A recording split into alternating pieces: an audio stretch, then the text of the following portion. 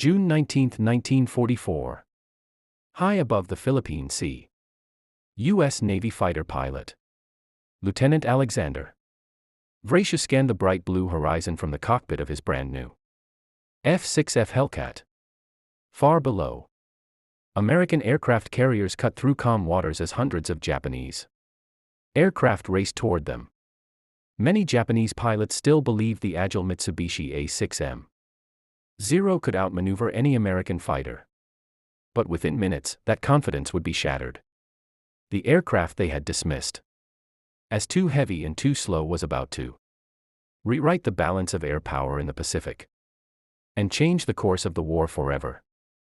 When the F6F Hellcat entered combat in late 1943, it was designed with one purpose: defeat the legendary Zero.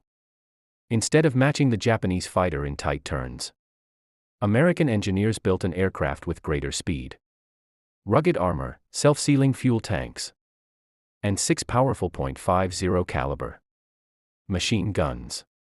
U.S. Navy pilots were trained to exploit these advantages, diving from higher altitudes, striking with overwhelming firepower, and climbing away before the Zero could respond. The decisive test came during the Battle of the Philippine Sea. On June 19, 1944, hundreds of Japanese carrier aircraft launched attacks against the American fleet.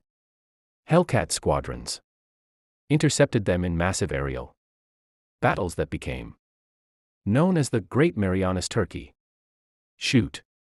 Lieutenant Alexander Vracia alone destroyed 6 Japanese dive bombers in just 8 minutes. While American pilots claimed hundreds of enemy aircraft during the battle, Japan suffered devastating losses in experienced pilots and carrier aviation. Losses it could never fully replace. The Hellcat had proven that disciplined tactics, superior engineering, and industrial strength could overcome even the most respected fighter in the Pacific. By the end of the Second World War, the F6F Hellcat had destroyed more than 5,000 enemy aircraft, making it the U.S. Navy's most successful fighter of the conflict. The Zero, once feared across the Pacific, could no longer compete against better-trained pilots flying more advanced aircraft. The story of the Hellcat was never simply about one airplane defeating another. It was the story of innovation, adaptation, and determination overcoming early defeat.